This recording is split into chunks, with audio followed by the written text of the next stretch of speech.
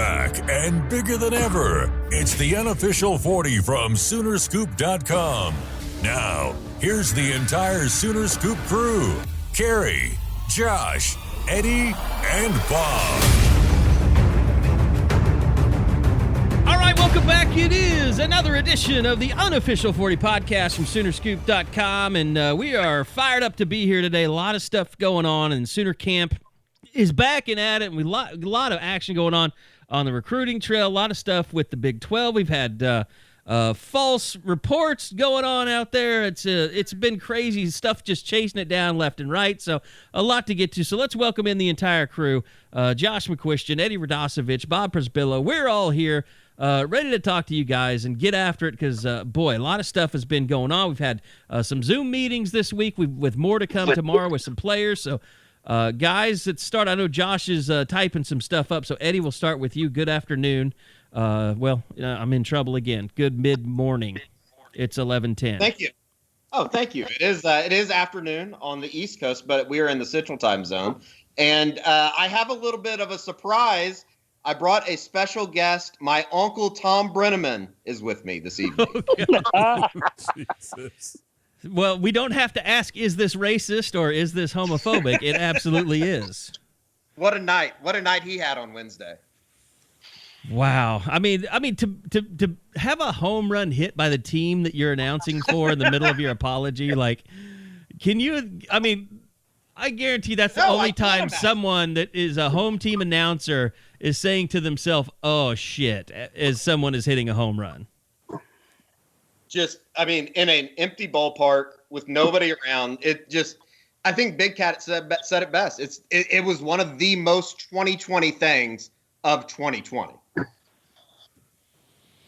Yeah, I mean, and to have a guy basically sit there and think through like how he has just lost his job on air, I don't think I've ever seen that before. It was like one of those moments that like which is, I would say a very good career. The Brenneman family, obviously, one of probably the biggest names in Cincinnati with his dad, Marty. Royalty, broadcasting royalty. Yeah, he literally saw his entire career come to a close in the matter of, 45 minutes last night. It was, as somebody that has thoroughly enjoyed watching the Cubs repeatedly, and I'm sorry, Toby Rowland, for saying this, but repeatedly basically beat the shit out of the Reds for the last 10 years, much to the demise of Tom Brenneman. I in a very sick, sad way, I kind of enjoyed it last night. Well, remember Tom Brenneman had that really great send-off for Bob Uecker? Like, it was like they were together, and it was just a really cool deal that he did, and you're just like, that's the same guy that just basically called Kansas City a bunch of... Yeah, but then I also remembered, and I guess I didn't remember it at the time. I had to see it last night. I think Carson Cunningham or somebody mentioned it, but he's also the same guy that basically slobbed all over Tim Tebow in the 2009 national championship game, too.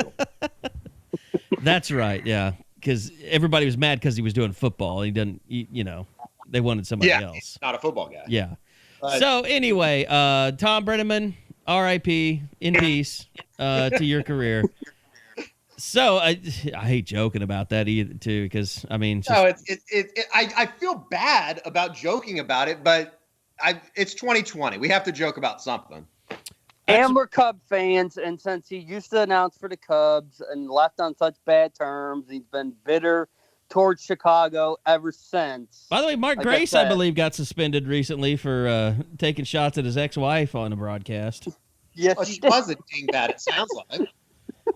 So yeah, it's everybody's going a little nuts, including football players all over the place. Bryce Bray kicked off of Oklahoma State's team, and a lot of our Bixby connections on the board felt like it was related to him not following COVID protocols, which you saw that at Arizona with a player got kicked off the team for not being able, for basically just refusing to follow protocols. You've had certain athletes like, what's his name? The kid from Missouri that never played because of his back with the Nuggets.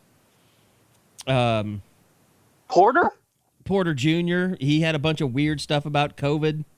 Like, so he's tearing up the bubble though, so I guess he has an excuse. He kind of was. He's kind of cooled off a little bit. But anyway, it just kind of shows you like a team really isn't any different than normal life. Like everyone knows, if you've been on the Crimson Corner, we have our COVID hardos that just bang the drum constantly that this isn't that bad. And I'm not talking about Josh McCuistion. This isn't that bad. I don't understand why they're being this way about it. Just play some damn football. Nobody's going to die. Like, and then you have the crowd that's like, they should be concerned. We don't know enough about this. Like it's just everywhere in every facet of life, whether it's a team and you have people opting out. Kennedy Brooks just opts out. We don't know if there will be others that opt out, but that possibility certainly still exists. Even if the Big Ten was playing football, like one of their best players had already opted out before they made that decision, the linebacker from Penn State. Yeah, Michael Parsons. Yeah. So, I mean, and people ask, like, how is Oklahoma doing? Well, they're kind of doing like everybody else. They haven't reported Lincoln Riley for falsely hiding, COVID results or anything like they have at Colorado State. Where else is that? Florida State. I think that's happened a couple other places. Syracuse did a sit-in.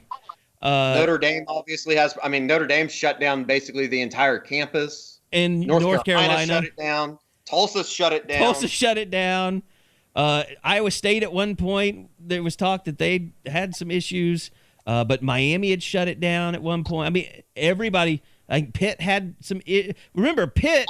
They had the weirdest thing I heard of.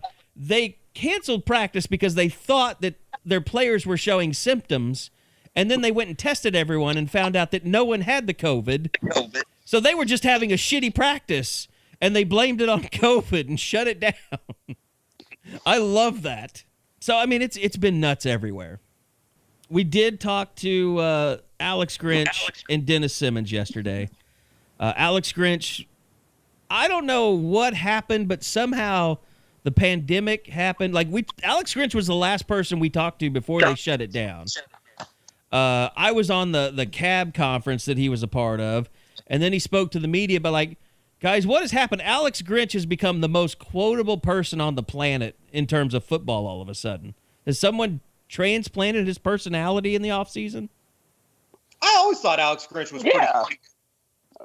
I thought Grinch was great last year. It's just long quotes, so you have to find them. But he was very honest, I thought, last year. And because he doesn't give the coach speak, it's so refreshing. And because there were no COVID questions yesterday, that was just all football for 33 minutes. I think that was really appreciated. And I think he probably enjoyed talking football, too. It's kind of interesting that, after listening to him talk, and it's kind of crazy to I guess, realize that he's only been here for 2 years. It seems like he's been here for 5 years now. Maybe that just is being that the last 5 months have felt like 5 years, but it's kind of crazy that, like, he's had some really bad luck at the beginning of camps, whether it be guys last year and then obviously Caleb Kelly and Justin Harrington this year. They've had just kind of a bad run. And his comment about, not having a depth chart for 2 years, basically, or you can tear it up after the first couple days. It changed every week, he said. His depth chart, he never had the same depth chart week to week for 2 years, basically.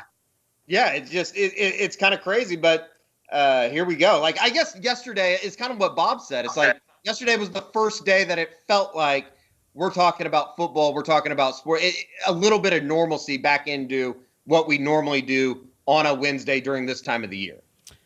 And Bob, I thought one of the more interesting things that he said yesterday, just from a personnel standpoint, is I think, in my mind, I expected that Trey Norwood would just move back to nickel, and who knows what happens to Buki after that. But the fact he said that they're working him at corner first and foremost, and that they're going to find a place for him to play somewhere, I thought that was kind of surprising. Yeah, and it kind of goes along with the logic that he said.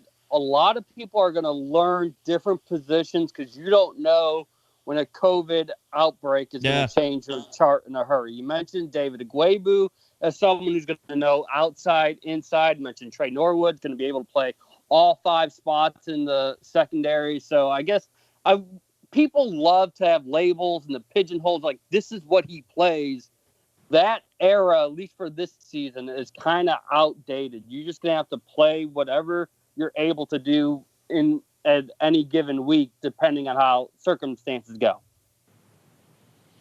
I'm going to say something mean here, but for you assholes on the board that will not give up on the Jaden Hazelwood conspiracy theory, I just want to let you know I allowed Dennis Simmons to murder me yesterday for you assholes, all right? I did it for you. I was murdered. Some people are saying it's as close as we've ever come to the death of Jesus Christ. I don't know about that. That's what I heard. Look, you got to ask the question. It's out there. You do. I mean, it was just shocking to me that it was delivered. I mean, he literally laughed before he stabbed me in the throat. I have not. This is exciting news. I've missed this. I was Sooner summiting and doing other stuff. What have I missed? Josh, don't talk about that yet, okay? Oh, we'll get there. But are you just trying to derail the podcast? Is that what you're trying to do? No, I want to know what happened with Dennis Simmons. This sounds fantastic. I just asked, what is Jaden Hazelwood able to do in workouts? Do you have a timetable for his return? And he chuckled and he said, Carey, I don't talk about injuries. Next question. He next questioned you. I mean, it was a straight up murder. That's ugly. But I was there. I knew I was in front of the executioner potentially. But wait, I'm not afraid. Verified there was an injury? So we've had 2 coaches verify. We've had double verification. That's true. I guess I should look at it that way. Like, you people. I just verified through a second coach that he's injured. So in front of lots of media. I'm gonna bleep this one. So suck my dick, all right? I guess I need to start marking this stuff since it's me. Double tap that one. So, yeah, but outside of that, I mean, I don't know that we gained a lot from talking to Dennis Simmons. Maybe not from Dennis Simmons. I do think, and 2 thoughts real quick. The Grinch stuff I do think is interesting with the David Wagbu stuff if we want to talk about him moving inside. Do it. The other stuff about Dennis Simmons is, I was talking to somebody else about this too, the fact that they have had kind of an alpha every year returning. And I think Kersey asked him about like having an alpha on, within the wide receiver room as opposed to not. He didn't seem to like that question either. All of a sudden you take away there's a lot of question marks, I would assume, around Charleston Rambo and consistency. But outside of that, I mean, if Hazelwood is injured, Bridges is suspended probably. There's not a whole lot of guys that have really showed out, if you will. Well, it's interesting to see, I guess, what Theo Howard, what Obi Obialo will bring, because they are going to need some quote unquote veteran presence in that room, maybe if not out on the field.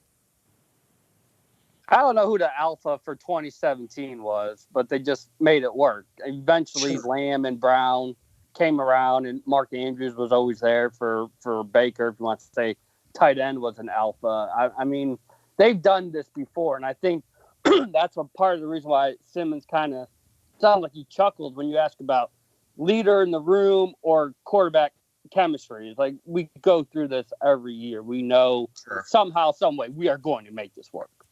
And I almost think that like the question marks at wide receiver, or my own question marks about what they have at wide receiver, and I don't know if I have question marks as much as I just need to see it actually unfold, but I mean, those 2 little security blankets, and they're not little by any means, but the 2 security blankets and how they use Braden Willis and Austin Stogner, I'm so excited to see. Like, I love the H-back tight end position, and I am excited to see how they use those guys. And that's the thing that Dennis really, he's not going to take away from his own guys and talk about that, but that's why I'm not really worried. I mean, I'm not worried when Jaden Hazelwood comes back. I'm not worried about Trajan Bridges being suspended. Charleston Rambo's a good player. Theo Weiss can make a huge jump, and like you said, the transfer Obialo, or I don't even know how to say his name correctly. We'll see what you get there. But Theo Howard, I mean, obviously a guy with experience that knows how to play this game, has played at a high level. And then you throw in Stogner and Willis. I mean, like, that's a ton of weapons. They're going to find a way. And this is going to be an offense that throws the football again. We're going back to Baker, back to Kyler Murray. This is not going to be the Jalen Hurts taking away all the carries from the running backs and, not finding open receivers on the field. Spencer Rattler should cure all that and get Lincoln Riley back to the offense that he wants to run with a lot of weapons around him. And this feels completely outdated on Thursday, but we haven't even mentioned Kennedy Brooks being out, and so maybe they pass a little bit more. It won't be too big. I mean, Lincoln wants to run, but TJ Pledger and Marcus Major will have to show that they can be trusted and counted on for the bulk of the carries, or else they might have to change up their game plan. I don't know about you guys, Eddie. TJ Pledger, and when he got back from that broken wrist or whatever the surgery he had there, and then Trey Sermon was out, I really started to feel like he showed us his best version of himself late in the year last year. He had some good carries. I was going back through some of the video that we had from last year, and I want to say it was I guess I could look it up right now, but I want to say it was the Tech game that he had a couple really nice carries late in the game. And maybe it wasn't Tech, because that would have been earlier in the season. I can't remember, but really early. I'm super excited to see it. Not to say that I'm not excited to see TJ Pledger, because I put out that photo from the video that they put out from Sooner Sports, as far as I thought he looks great physically. But there is this little, and I think it was a question on the board even, there's this little, I don't know, like a mysterious cloud over Marcus Major, just because I know how good he was in high school, even if he was what I think everybody would agree is underutilized. But I'm still buying that he's definitely going to be a dude. I think that there's a reason to be excited for him, just like there is an excited reason to see somebody like a Marvin Mims out at the wide receiver position. And I think a lot of that has to do with, we just didn't see these guys in spring. So there is this little kind of wonder of how good these guys actually could be. I think Major would have been out for the spring, wouldn't he, Bob? Yeah, or That's very true. limited. Very That's limited true. That's would true. have been the way, yeah. But, I mean, look, I've heard really good things about Marcus Major. I've talked about that a lot on the board. But, going out and playing in game, we'll see. We'll see what happens. We'll see, what Seth McGowan can do. They're going to have to get carries for guys, and everybody's going to have to contribute, and they're going to have to stay healthy. I mean, that's going to be key. Exactly. Yeah.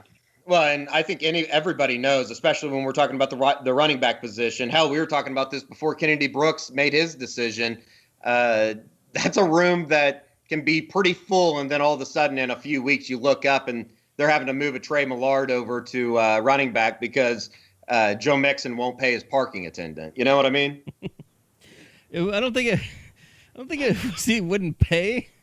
It was that he tore it up and threw it in her face. And then threatened to run her over with his car. I wish we would have had that incident on camera as well. Well, he wouldn't have been at OU if we did. Well, the parking attendants in Norman are the craziest people ever invented. There's no sympathy for the parking attendants. They might be crazier than the undercover cops that go and try and bust parties wearing Hawaiian shirts like they used to do when I was down there. I really wish that the barnacle thing would have ended up working. That they were going to try. Man. You remember that? Yes, that was one of the many disasters that I wish that we had, because that would be normalcy. That would be something fun to talk about. The barnacle shows you how out of control OU parking is. That they thought that could fly, and immediately people were going to Reddit and finding ways to defeat the barnacle, before they could even implement it. You turn your defroster on, and then you get a credit card, and then you get it right off of there. People are insane. It does feel good to talk to some of the coaches, though. It feels like football as normal as it can be is here. And I think obviously with OU, there's a ton of question marks, whether it be on the offensive or the defensive side of the ball. It's better than my day to day. I mean, outside of doing the podcast, which I love. But since we don't have any Zoom calls today, all I'm doing is sitting around and waiting for refrigerator parts to come so I can try and DIY fix my refrigerator that hasn't been working for a year. Should just get a You new have a one. refrigerator that hasn't worked for a year? Yeah. I figured out you can live without a refrigerator as a single man. Oh my God. You don't know about this? Mine crapped. Now, I had no idea. Mine crapped out for like 2 weeks, and our world nearly crashed to an end. Like, it was bad. As Bob and Eddie can tell you, I cannot invite a serviceman over to my house. I mean, it would be like they would probably call whoever the people are that come over when you're what do they call those people that just have shit stacked to the ceiling? Hoarders. A hoarder, yeah. They'd probably call hoarder patrol on me. Oh, I've been to your house. There's concerns. I think Josh would just make the announcement. Carey, next week TLC is going to be in Norman. They're coming to your house. Actually, you guys would be shocked. The whole front is cleared now. I just have one chair I have to get out of here. But this is partly your damn fault, guys. I mean, half my house is a damn office now. So Because this was all our idea. To turn everything. The top things that they're going to go over. it is was this guy. it was working great before COVID happened. Well, I you can mean, blame now on I just COVID have a for fucking brick in my living room, a television studio that doesn't even work, that we can't even use. God damn it! Well, you know what? You know how much fucking money I spent on this horse shit, and This is now we where we can't even need come into the fucking studio. I mean, we're doing everything on More Skype. studio Like, I shows built this studio for nothing now. Goddamn COVID. I've got the perfect, with what we started the podcast as, I've got the perfect answer to all this. We need some journalism hardos to come in. They can be our, they're going to be our interns. They're going to relate to some of the guys on the board that maybe don't relate to us, that think, maybe people could die. We should give it some, some conscious thought. And so we make people happy on the board, and we get to run the TV studio. Carey just has to walk through his house in a hazmat suit. It's going to be fine. I just want a goddamn refrigerator that works finally, all right? That's all I need. I can handle it. I have a brick of a TV studio sitting in my living room now where I can't even sit and watch a goddamn basketball game if I want to. If I just have a refrigerator now, I'd be happy. I installed a new garage door opener, a new faucet, a new garbage disposal. I'm running out of shit to fix. But I'm looking forward to trying to fix my refrigerator. Good luck to you. Should be fun. Anyway, Alex Grinch needs to fix the goddamn defense. He's up all night because of that screenplay. I mean, before we did that, we were late starting the podcast because I went on with like Cole Kubelik, and Josh has been on with him before and his radio station in Alabama. And, they were asking me all these questions about the Big 12 and kind of about, I guess we should talk about the report yesterday real quick that blindsided, I think, every Sooner fan alive, saying that OU, like, this is such a, am I wrong that this is nothing but a Longhorn fan-generated rumor that somehow made its way to a website affiliated with Sports Illustrated? I did not recognize the name. Did anybody else? Somebody else on the board said that it's a guy that's covered college football for a while. I had He never worked at the heard Dallas guy's Morning name. News And- forever. Mark Blodshot. Oh, he did? Yeah. Okay. Okay, I didn't know that. Well, it was a dumb report to begin with. It's another indication that SI is a sad place. And Well, technically, I just think didn't this take was I like a didn't take it very Maven seriously. thing. Yeah. Like, this is that offshoot of SI. Like, they're trying to do like a Rivals 24/7 thing, the Maven or whatever. So I guess technically they're part of that, which we all know. I'm not trying to disparage networks because we have good and bad in ours. 24/7 has good and bad in theirs, mainly OU. And then, the Maven, I think, Robert Allen moved over there for the OSU stuff. But yeah, I mean, but that guy has a history. Like, he's been when I talk to people at OU, they're like, yeah, we know who that guy is. We can't believe that, he wrote that because it's not true. But I had to, the fans were so up in arms. I needed to contact people at OU to say, is there something here like that we've all missed? And they're like, no, we've been transparent the entire time about how we feel about trying to play football. Like, we haven't changed. OU was literally having a 2-hour meeting yesterday about game day operations. So how in the hell are they backing out of playing football all of a sudden?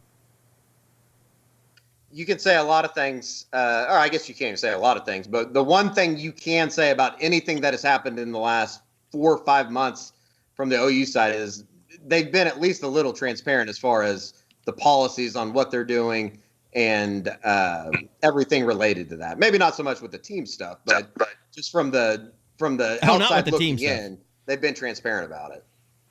No, I think the administration, and Bob, you could probably agree with this. I mean, Joe Castiglione has done more Zooms than Lincoln Riley has. Yeah. No shit. Yeah. I mean, before Saturday's call with Lincoln, it'd been July 3rd was the last time we had gotten in touch with them. So, yeah, Josie's definitely been out there as much, maybe even more than some people would like, but he's transparent and their policy. You figure they should probably be announcing another round of testing results since it is Thursday. That usually tended to be today. So we'll keep an eye on that because you had 9 positives heading into the week. Is it still at 9 and have any of those 9 fully recovered that they're back into the swing of things? Yeah, and I hope that comes out. And I hope it's positive because honestly, I think the program needs that right now. I mean, after having the 9 positives, and guys, we did talk to Lincoln Riley, as you said, and I don't know how much. We don't hope anything is positive these days. We hope it's good information. I've always been caught in between. Like we say, we hope something is positive when we hope it's not positive. Is it positively negative? All right. How about not negative? There you go. Not negative. It doesn't have to be positive. It's just not negative.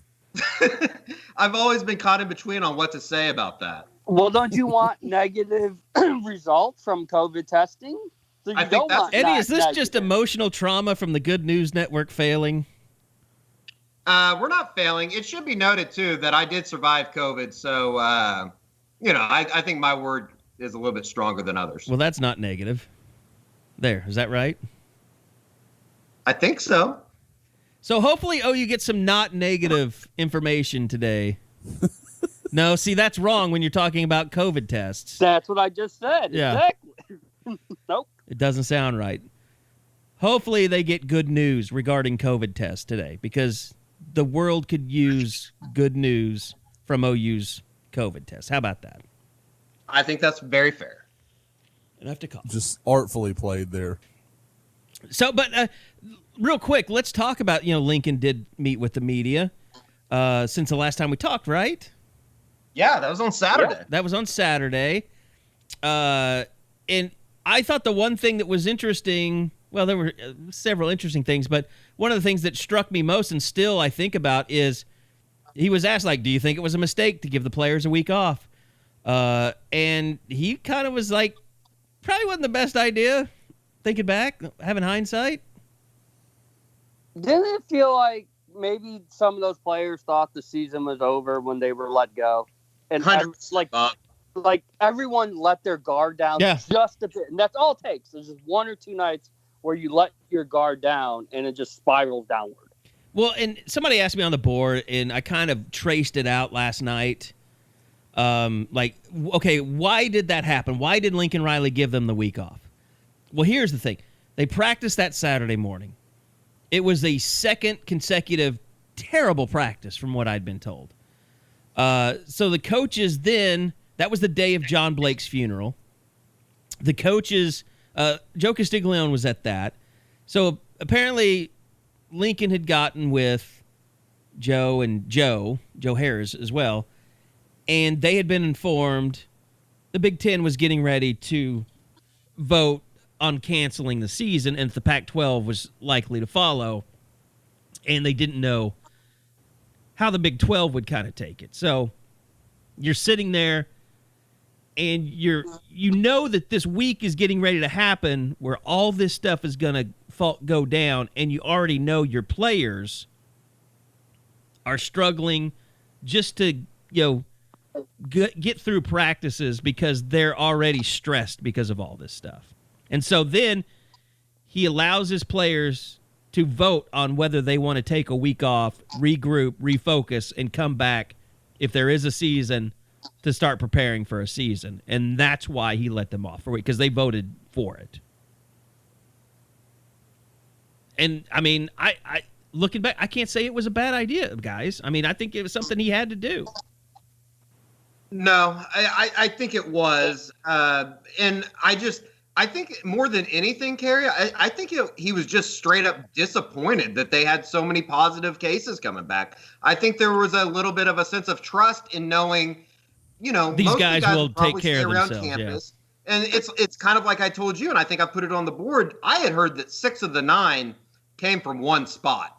And I think everybody can kind of use their imagination on what that means. But I think that he was more disappointed with maybe the lack of poor judgment than guys actually coming back and testing positive, knowing possibly where it came from. That was my read on the situation. But it was strange, too, because, like, Bob Benny Wiley was still posting videos of guys that were working out even after he let them go. Like, so there was a group of guys that were like, we're going to keep working even though we've got the week off. So, I mean, there was clearly a segment of the team that was still hoping and praying that there was going to be a season, even though it looked kind of dire. Yeah, and it's kind of been how we've been the last couple months. There's days where you feel very confident that we're going to have a lot to do during the fall, and then there's days where you feel like, man, I don't know if this is ever going to come together. And if you get caught on one of those bad days and someone asks you to do something that maybe you shouldn't be doing, it's probably a lot easier to go ahead and go with that line of thinking instead of trying to be mentally strong and stay disciplined, which is, I got to imagine, incredibly tough at that age to stay disciplined 24/7, knowing you cannot slip up not one time during the next 4 or 5 months. And there was an NBA Baxter Holmes column talking about the bubble, and basically one of the quotes that really stuck out to me was just the fact that it takes one guy. It literally is going to take one guy to up and bring down a season.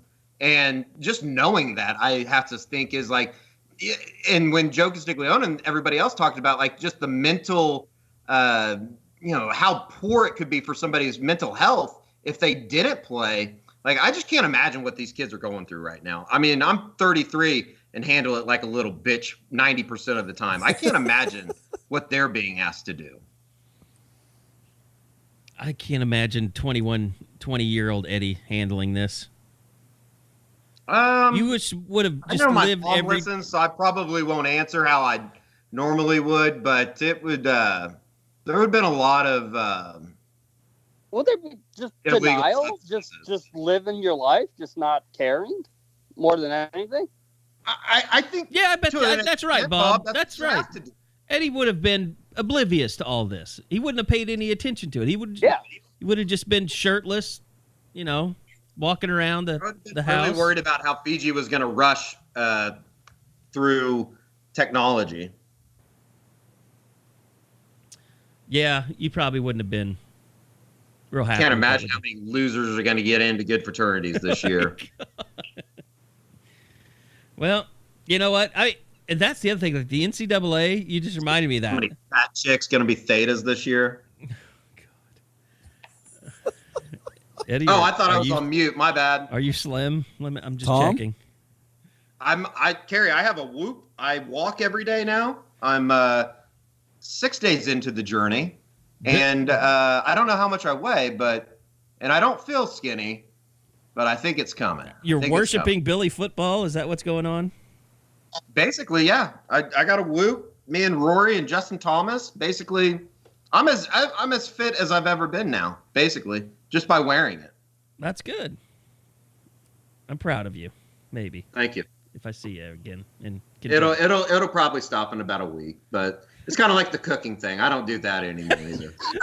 The crock pot is no more. I mean, I have it still. How many of those liners do you have left? Did you buy like the Sam's pack? If I need to use something, if I need to cook something in the crock pot, I have some liners hanging around. I do. In 10 years. Then hey, the next time, Possibly. Eddie has friends over for cheese and wine. They're going to make a nice little queso. It's going to be wonderful. I believe that's called fondue. I'm not right there with you, but my cooking has definitely slowed down. That shit got old real fast. So, no, but you were talking about, bad people getting stuck in places, kind of. And it reminded me of the NCAA. And they're basically they're talking about passing this thing where no one loses a year of eligibility that plays this year or doesn't play this year. I guess because they have to be fair to, like, if the Big Ten doesn't play but the SEC does, is it fair to the SEC if Big Ten players get a year of eligibility back and the SEC players don't? So they have to pass it. But Josh, I just see this is a really big can of worms because it's really bad to talk about this in these times, but pretty much it guarantees that schools are going to get stuck with players that aren't good enough to move on. Yeah. I mean, that's what you're going to look at because there are guys, I mean, people keep wanting to present this like it's the Wild West and guys can just go wherever they want to. It doesn't work like that. I mean, even, every time a defensive player becomes available, it turns into, well, is Oklahoma going to look at him?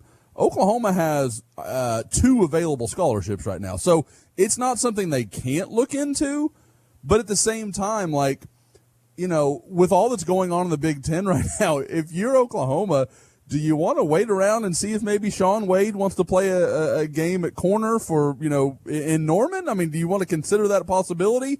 Or do you want to lock up a guy that's been a good player at another school? So there are all these things you have to think through, and it's not just about what's available right now. It's could these things change?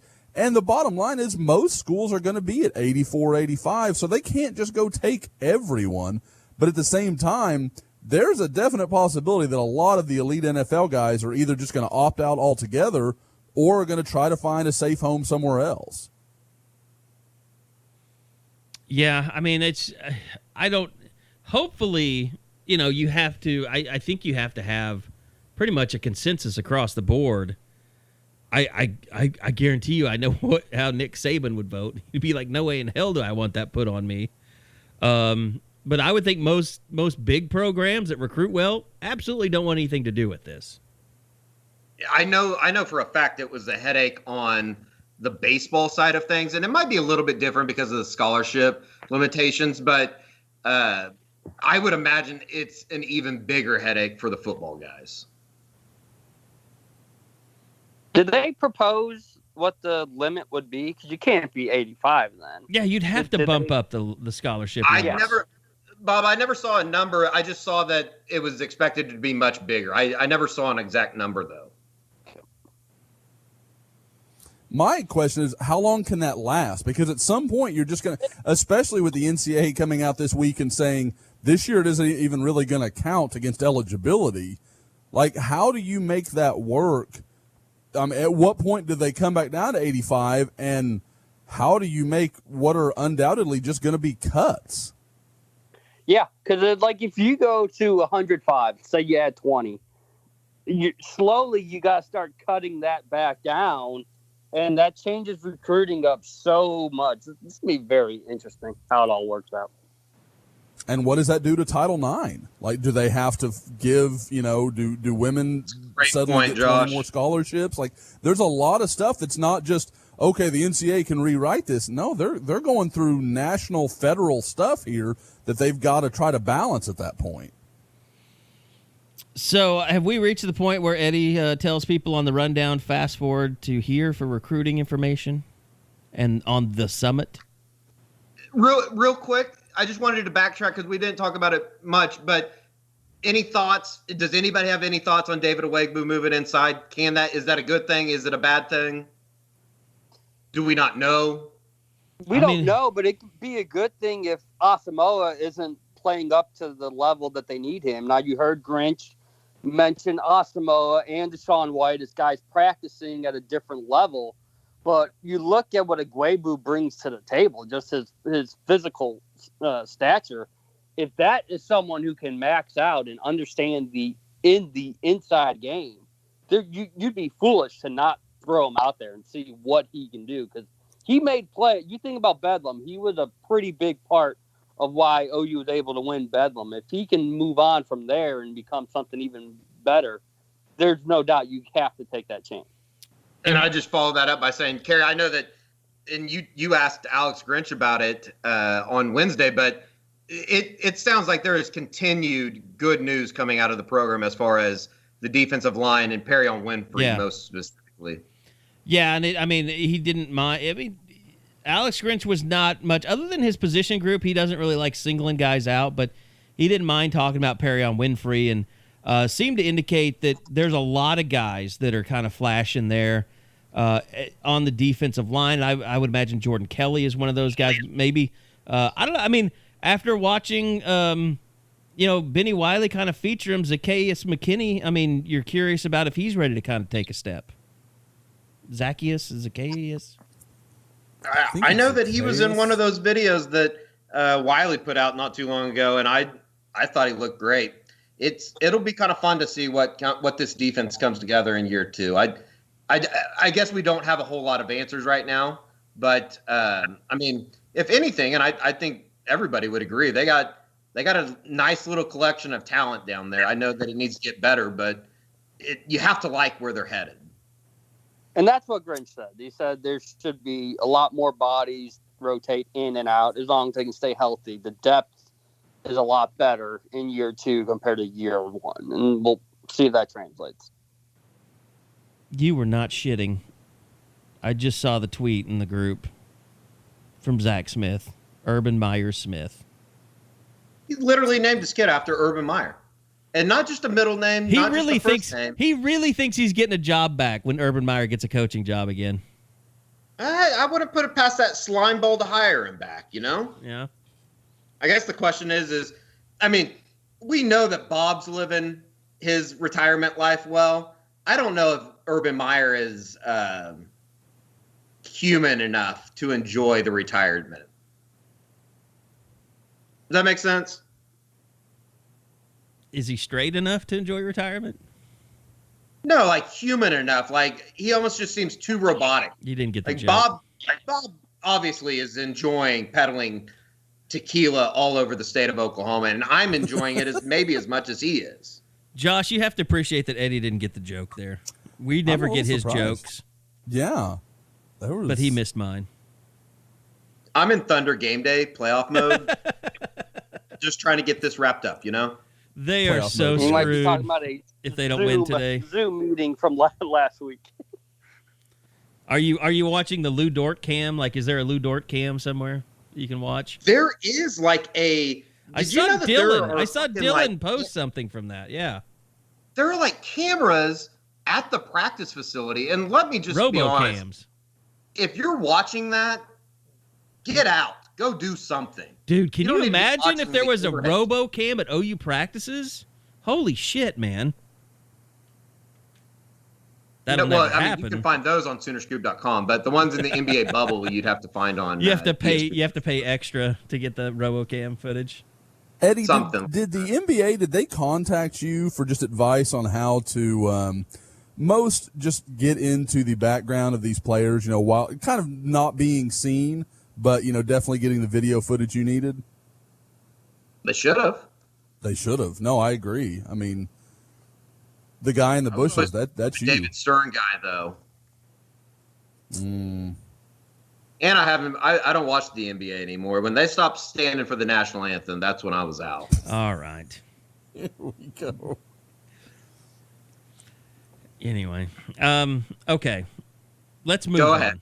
It's time to talk about the summit. And I will preface this by saying, look, I've taken my shit. I've taken my lumps. I let everyone beat me up on the boards. Because, yes, I poo-pooed the idea from the start. I'm ready to sit here and say it's happening. A version of this is happening. And I'm not against it. I am for it. I'm for anything that gets OU fans fired up. I'm not for dickheads that just want to keep coming after me. I banned another OUTD today because he can't stop from making cracks about it. When I've taken my shit, all right? I've taken all I'm going to take. With that being said, Josh, Bob, feel free to fill us in on the summit, the wonderful summit. Well, after that colorful introduction, where can we go?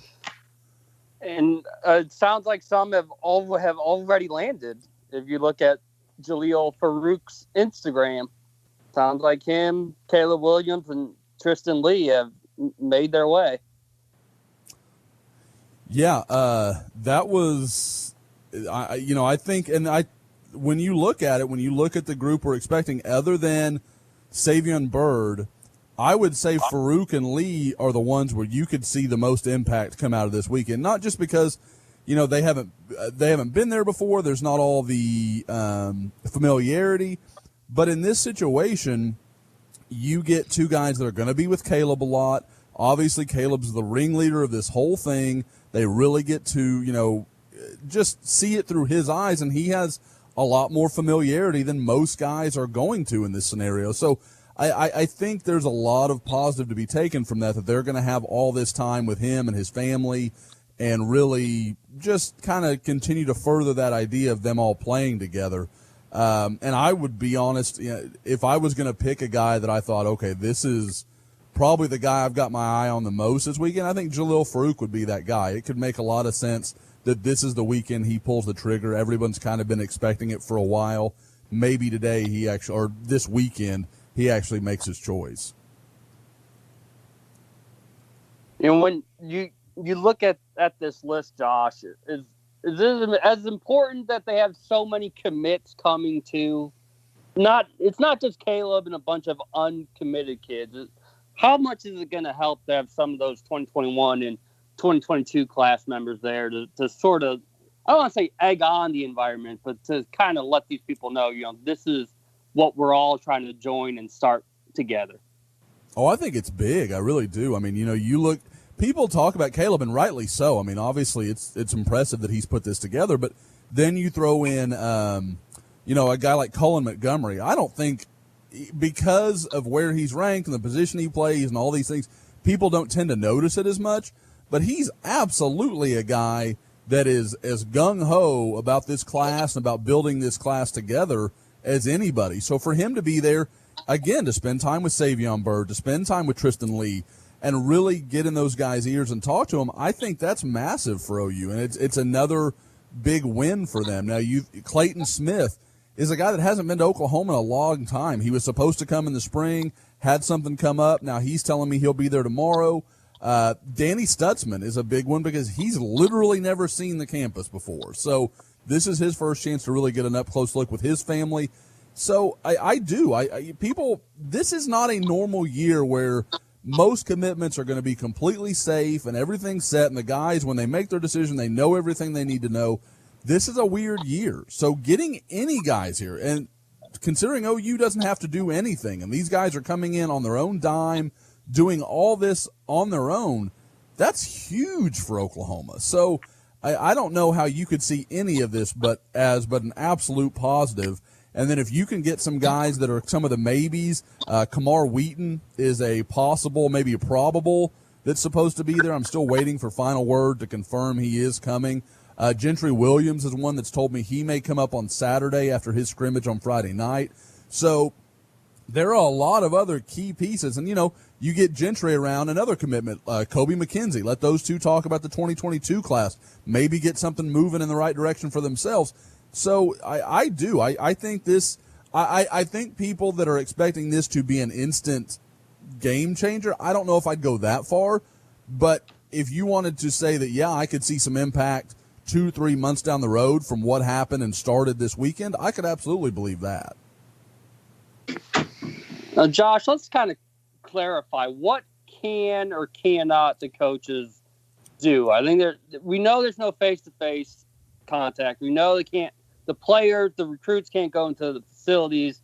How much is there any sort of contact they actually can have with the coaches, though, throughout the weekend? Early in the week, I was told that there was no communication allowed until they were off campus. That could not happen, wouldn't happen. There was nothing like that could come to pass.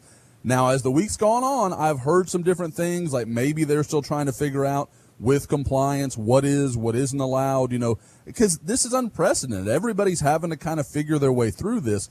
But the last I was told definitively is there could be no contact while the guys were on campus. Now, they go home at night and go to the hotel room or whatever, off campus. Hey, I don't know how that could be governed as anything but allowable. So I think that's okay, and they can kind of catch up with the guys and see what's going on and go through some of those steps. But while they're on campus touring and doing some of that stuff, they can't be in contact is what I understand it, I guess at the last time I was told. I'm not going to just rail on compliance, but I just find that so fucking stupid. I don't, it's one of those things where I don't know that you can get onto compliance about it, because it's a rule that exists, and usually it makes all the sense in the world. Now, it's one of those things where you feel like the NCAA should come through and be like, listen, we understand in this time these things are unusual. We can allow, guys to Zoom or guys to do FaceTime or whatever while they're on the campuses. Now, there can't be any in-person meeting. We can't do any of that. I understand that you've got to draw the line somewhere. But at the same time, it allows the kids to have some sort of feel, because the thing, it's not about protecting the universities at this point.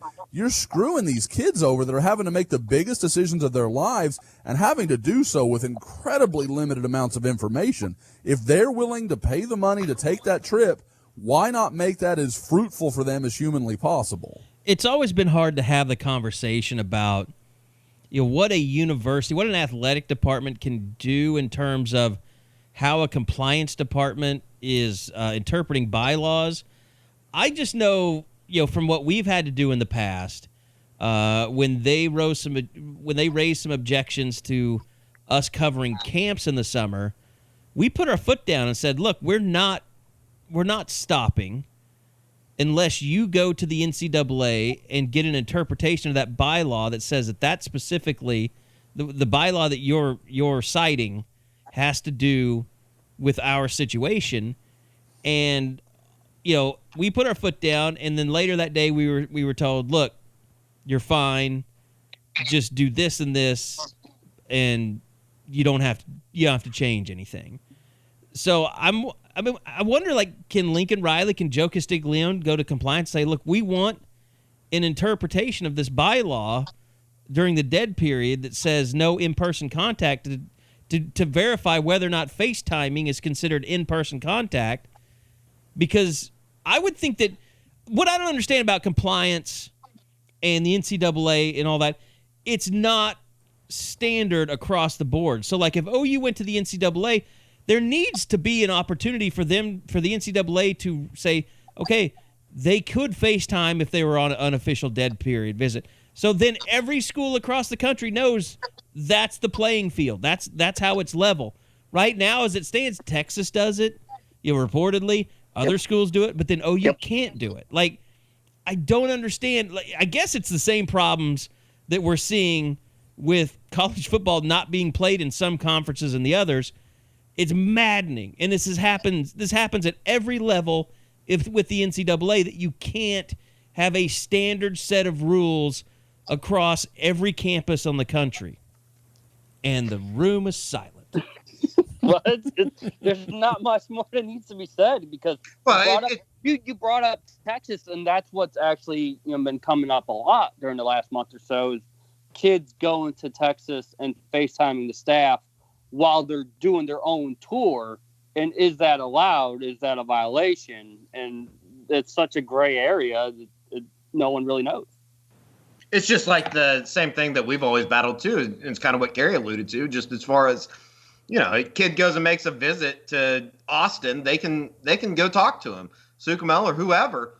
We can't get within 30 feet of them. We're like you barbecue. Yeah, Champ you barbecue. We're worse than pedophiles in Norman. Well, guys, we can't take pictures of them if we see them in the stadium. Yeah, like they don't. Nobody points them out. Like they say, that's a weird one. That we cannot point our camera at a kid that we know who the kid is and take his photo and use it online. That's like we're violating NCAA bullshit. That's not the rule, and they know it. But it infuriates me. You look at our Nebraska, our Auburn, or some of these other sites that have a full-time photographer that goes to the games. Half the pictures on their page on a Sunday morning are recruits. Will be updates Ohio they got with State recruits. Is the same way. Michigan is the same way. All these other rival sites take pictures of kids while they're on campus because they're all standing there on the sideline before the game starts. Yeah.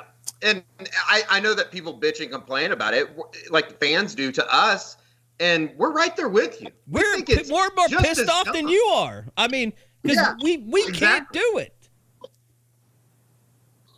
Which, I mean, there is we've joked about this, like, why don't we just walk with the kids and video every move that they make if it's unofficial and nobody's setting anything up? Like, let's see who throws a hissy then.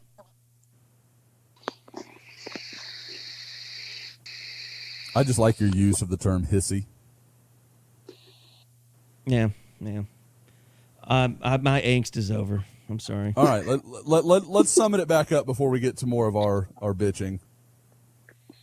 Summon it back up, Bob. All right. Well, I mean, we've mentioned all the top kids coming. What's maybe an under the radar storyline about this weekend then, Josh?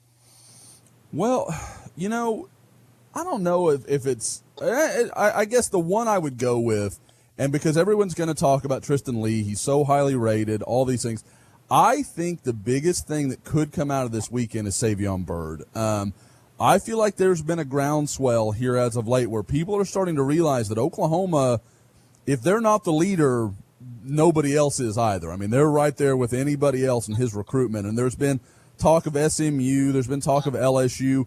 I think his family is really big on Oklahoma. They like Bill Bedenbaugh. They like the relationship they've built there. And I don't think a commitment would happen this weekend, but it wouldn't shock me if it did. I mean, I think he's really high on OU. Like I said, having a chance to be around Caleb, having a chance to be around Colin Montgomery. Talk with Tristan Lee. Maybe they have a conversation and say, hey, man, you got one side, I got the other. There's your bookend tackles for the next, 3 or 4 years. I mean, you've really got a good pairing there. So I think he's one of the storylines I would watch because, like I said, I feel like OU is really picked up a lot of momentum. Now, I picked him way back in June to OU, and I think I was kind of an outlier then, but now it seems like that's starting to become a more common idea. But the other, obviously, is Tristan Lee. I think this is Oklahoma's, and it's crazy because Oklahoma won't get to have any in-person contact with him, but I think we can all pretty safely bet this is going to be his only trip to Oklahoma. Official visits are so unlikely to happen. I don't see any way that he makes another trip. So I think this is going to, this may be their shot. And with all the momentum for LSU with him over the last probably month, it feels like this is huge. Oklahoma has got to stem the tide here, or they are just, it's going to be a really tough race to win. And then you go to something like this, you always expect maybe one or two kids that kind of surprise and show up that you didn't see coming. I know he's got an announced commitment for Saturday night, but Kelvin Gilliam, is there any chance maybe him and or Damon Harmon end up in Norman as well this weekend? I have heard no talk of that, and Kelvin's a guy I talk to pretty regularly. I feel like he would let me know if that was going to go down. Now, Damon, I don't have the same relationship with, so maybe that could come to be, but I would think if Damon was going to go, Kelvin would find a way to go, or vice versa. So I'm guessing neither one of them show up, because to me it would make the most sense if they were going to go, and Virginia's not, it's not like they've got to worry about summer practices or scrimmages or anything like that. They could go with the group we've already talked about with Farouk and Caleb and Tristan Lee. They could have kind of made the whole DMV trip together. that's not the way that's gone. So I don't expect them to be there. Now, that being said, we can get into the Kelvin Gilliam section of this. I like where Oklahoma is. I really think he is just has a stronger relationship with the OU staff. That virtual visit, to me, I think he liked Oklahoma way back then, but that was the moment that he was like, okay, I could see myself going there. This could be the right place for me. And again, I mean, we've talked about it a ton. OU's ability to maximize those virtual visits has gone on. And, I've talked to several guys this week, Talon Shetron, one of them, where they have just really hit it out of the park with some of these guys. And I think Kelvin was kind of the first moment you saw what a big difference they could make. All right. Outside of the summit, I mean, Josh, I know you had an update on the website. You've been doing a great. I mean, the thing about it, we've had so much stuff flying on the website recently, but your first note from yesterday was on, and we have not talked about the Skylar Thomas kid from Washington State, right? No, we haven't. But you had a chance to catch up with him, I know, and I thought it was a really interesting conversation. Yeah, it was kind of a deal where I took a flyer. Obviously he was, for those that don't follow it, every hour. Skylar Thomas announced this week. You made me so proud. I know, aren't you proud? I know. I'm so proud of you right now. He was going to transfer from Washington State. He is a player that was recruited by Alex Grinch out of Northern California back in the 2016 class, spent a couple of years under Grinch, and he and I talked, and I was just kind of interested to see if that was a door that he would entertain, because there's sometimes players, they just, I came and that coach recruited me, but by the time I got there, I wasn't that interested. For him, that's not the way it was. He had a good relationship with Alex Grinch, obviously knew guys like Roy Manning and Brian Odom as well from their time there. So he really talked about, Grinch was a guy that saw me as kind of a project, a guy that he really thought could become a player. He didn't say it like that. I don't want to misrepresent him, but just you could tell that they kind of had built a bond that Grinch wanted to develop him. And then obviously he left for Ohio State. But Thomas was very clear. There were no hard feelings. It wasn't a bad breakup. They ended up in a good spot. And now, he is very open to the idea of, Oklahoma having that conversation with him. Like I said earlier, Oklahoma's got a couple of open spots. He's a safety, had 4 interceptions last year, about 75 tackles. I mean, he's a good player for a Wazoo defense that was kind of chaotic last year after a coaching change at defensive coordinator. So there's been a lot that's gone on, but like I said, you could see this making some sense for Oklahoma to continue to try and build that safety position, which I think we'd all agree is probably the biggest question mark on that defense going into this season. Yeah, I mean, I can't believe that somebody that, played in his system, wouldn't be some kind of a benefit for OU's defense, especially as young as they are, helping out a guy like Woody Washington, helping out, Jeremiah Cradell. I would just think that somebody that a grad transfer, he's not going to get to play. So that I would love to see that work out for the Sooners. Yeah, and it makes all the sense in the world because this isn't most guys you would say, okay, he's coming in this late. There's no way you could make that work. This is a guy that's spent a couple years now with Grinch's system. He knows not only how it's run, but he's going to know most of the terminology. Obviously he'll have to be refreshed because it's a couple years dated for him.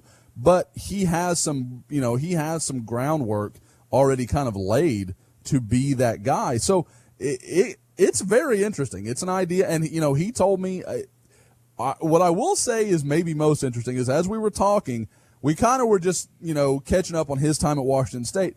And when it got time to kind of talk about, had OU reached out to him, what was the contact level, he started to get very quiet. And I don't know what to make of that yet, but he was very, very talkative, and then he very much was not. And so I don't know if that means OU probably had reached out and he's, going to be quiet about it. I don't know what to make of that yet, but it was telling that was the point when he kind of slowed down. 2-star out of high school, Grinch doesn't want him. What that's and fun fact, Same high school as KJ Young, former OU great. Man, talk about players that worked out well at OU. Yeah, you hope it goes just as well. I don't know why. I will always remember where I was when I heard KJ Young was quitting. Driving between Jonesboro and Little Rock, Arkansas. Doing what? Going to see my brother. He worked at Arkansas State. I was like, I just couldn't. When was that? I couldn't even remember when that was. Was it like during the off season, wasn't it? Yeah, it was just like, it was really during the off season. Like, there was nothing going on. And the only reason I remember it so well is because nothing else was going on. I was like, God damn it, I got to chase this down now. So, and the program was never the same after that. It never recovered. Where did he transfer to? Somewhere back in California, if I remember correctly, right? That's a good question. I think that's right. Obviously, first round pick in the NFL. Went on to big things. So anyway, that's the summit going on. I will say this, as far as Oklahoma's had one major scrimmage so far. I think it will get better. There's really not a whole lot to tell you as far as standouts. I think you guys could probably tell on the Zoom calls, coaches weren't really willing to, single anyone out, and I think there was a reason for that. I mean, Alex Grinch said that he liked the position they were in, but their tackling was terrible. So I think it was mainly a really rough first scrimmage, and once they get everyone back who is either contact tracing, quarantined, or COVID, that those scrimmages will look a lot better. So yeah, I think Carey, I think it's kind of what we talked about up at the top of the podcast, is as far as we're not the only ones that are in the unknown right now. The coaches are in the same boat, the players are in the same boat. I think that there's a lot of people that, obviously we want to play football. There's just a big question mark in the back of my mind and the back of a lot of people's minds, how we go about doing it. And, when you see stuff from South Bend or Chapel Hill or wherever, 90 minutes up the road in Tulsa, it kind of crashes you back to reality and you don't know how to handle it. And even this morning, did you see the Georgia State quarterback, Michael Colasardo, announced he's been diagnosed with a heart condition after contracting the coronavirus. So, that stuff's very real out there. And the next 2 weeks are extremely important for everybody involved if we're going to have a football season. Yeah, as we said, they're working their way toward a football season. Doesn't guarantee there will be a football season. So you just hope that nothing tragic happens. And because it's not going to take much for everybody to just say it's not worth it. We're going to wait. Which that every morning we wake up, that possibility exists for one thing to happen. It's a very precarious situation. Sure. There's no doubt about it. Which I think is why Lincoln Riley looks like he's getting older every day we see him. One thing real quick about the summit. Do you think, Josh or Bob, either of you, is it kind of a situation that it's going to be built up into, like, this would be one of those weekends that you could get caught up in the moment and see some guys commit? Like, this is the perfect example of that situation. Yeah, I think it is. Especially when you have other commits there, because you're going to have, that's, you have a lot of like, hey, I've already done it. I know why I want to be here. You want to be here. So go ahead and make that call. That's why you never want a big visitors weekend that's either all commits or all targets. You need that mix, because you need people to sort of be that ringleader or like that guy that encouraged you to make that next step. And if you're all on the fence, then none of you do it. If you're all already there, then it's just like a nice hangout moment for you.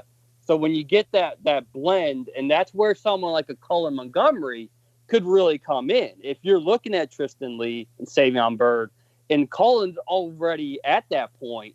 He can try to get those guys to start seeing what he's seeing, and then maybe they pop sooner than later. All right, guys. Anything else that you wanted to get out of there before we call it a day? Yeah. Let's go ahead and. We haven't done as many high school visits yet, but checking out Jordan Mukes and Ethan Downs here during the last week, and I think Mukes is by far a huge question mark and someone that OU fans want to know more about. We got to watch him just kind of go through more walkthrough type of stuff. They weren't in pads just yet, but you can see legitimate 6'3", 6'4", around 205 pounds, and someone just very honest about like who he was in January is not who he is now, and the help of Trey Porter really getting him to that next level. We will get to see him Friday night, Choctaw versus Mustang scrimmage coming up. And I know it feels like it's an overkill on Mukes, but I think he's got the biggest question marks, especially when you see OU take him, but not the same type of chance on Kendall Daniels. And so a lot of people sort of wondering what sets Mukes apart that he deserves to be included in this class. And hopefully we get a sign of just what that is when we see him in live action Friday night. All right. I think we're good. So a lot of stuff going on, a lot of stuff to talk about. It was fun, guys. Enjoyed it. It'll continue. We'll talk to the players tomorrow, scheduled to have interviews, and that'll be the first time we get to talk to any players. Of course, Lincoln will decide who we're going to talk to on that. We haven't been told, like, hey, who do you want? I don't think we've been told that, asked that in a while, have we, Bob? No, we have not. You imagine Creed Humphrey. It would have been Caleb Kelly, so maybe Deshaun White. Those would be two names. Maybe Trey Brown. I think Pat Fields probably. So we'll see how they split it up between offense and defense. The way things have gone, I wouldn't be surprised if they still send Caleb Kelly. I'd talk to Caleb Kelly. I love talking to Caleb Kelly. I mean, it's not that we don't want to talk to Caleb Kelly. It's just it would be right par for the course. Yeah, Lincoln's not going to let someone come and talk about his injuries, even after the fact. That's true. So, yeah, I mean, a lot of stuff to come. We continue tracking this. Look, you're not going to get the woe is me stuff here. We're not rooting against the season. We all want to see the season happen. We do sometimes just try and make everyone understand to temper your expectations sometimes in regards to, any kind of definites. Just got to roll with the punches. We don't want everyone, jumping off of a bridge. And I think that's kind of like how we look at this. Like, always know that this is a precarious situation that we're all in, whether it's playing, whether it's how they're going to look, who's going to be there, who's, going to opt out, all that. Like, all of that stuff is also up in the air. I know it's frustrating, but it's just kind of the world we live in. So we're not trying to be negative. Hopefully we don't come off that way. If you feel like it is, we know you're going to let us know on the scoop anyway. So appreciate everybody listening. Make sure you go and sign up for the scoop. We'd love to have your support. We appreciate everybody that's sticking with us through all this stuff. It looks like we're going to have football. We sure hope that's the case. Can't wait to continue covering it for you through the weeks out. And we'll have all the news about the summit this weekend as well. So stay tuned on the site for all of that. Thanks to Josh. Thanks to Eddie. Thanks to Bob. And we'll see you guys back here right again next week on the Unofficial 40 podcast from SoonerScoop.com.